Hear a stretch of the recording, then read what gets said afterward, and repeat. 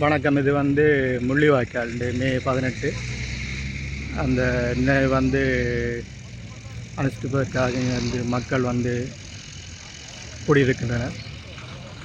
இந்த இடம்தான் கடைசி சண்டை நடந்து நமது மக்கள்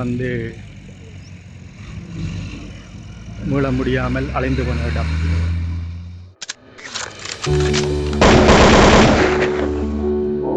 இதன் முள்ளிவாய்க்கால் பகுதி. பொதுவான நாட்களில் இப்படி அமைதியாகத்தான் இங்கே காணப்படும். இந்த மே 18 நாளில் தமது உறவுகளை தொலைத்த மக்களும் அதை நினைவுகூரும் மக்களும் ஒன்று கூடி இந்த நாளை 16 வருடங்களாக நினைவு கூர்ந்து வருகின்றனர். அந்த வகையில் 2025 16வது நாள் என்றும் வழமை போல இங்கே மக்கள் கூடி தமது அஞ்சலி நிகழ்வுகளை நிகழ்த்தியிருந்தனர். பொதுவாக கடந்த வருடத்தை விட இந்த வருடம் அதிகளவு மக்கள் கூடியிருந்ததும் சாதாரண முறையில் நிகழ்வுகள் நடந்ததும் காணக்கூடியதாக இருந்தது.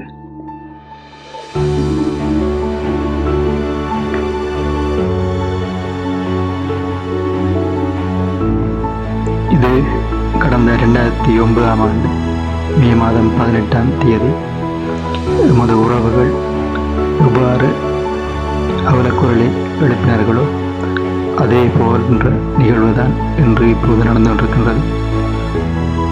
நமது உறவுகளை தொலைத்த மக்கள் இங்கே தமது குரல்களை எழுப்பி தேடுகின்றனர்.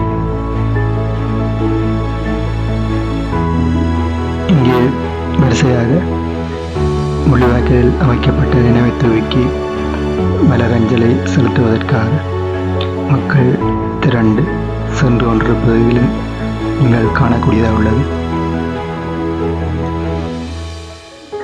பாடல்கள் ஒலித்துக் கொண்டிருக்கின்றது.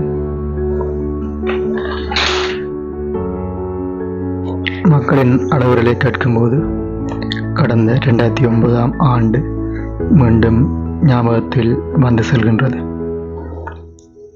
ஆனால் 16 வருடங்களாக இத்தனை துன்பங்களை கடந்து மக்கள் இன்று வரை தமது உறவுகளை தேடிக்கொண்டும் நினைவு கூர்ந்து கொண்டும் இருப்பதை காணக்கூடியதாக உள்ளது. பொதுவாக அதிகளவான மக்கள் இறந்திருந்தாலும் இதில் குறிப்பிடக்கூடிய அளவு மக்கள்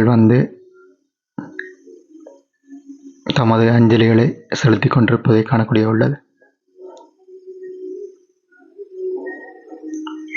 ஏனையின் பாதையிலிருந்து செல்கின்ற அனைத்து வீதிகளும் இன்று முள்ளிவாய்க்கால் கஞ்சி வழங்கப்பட்டு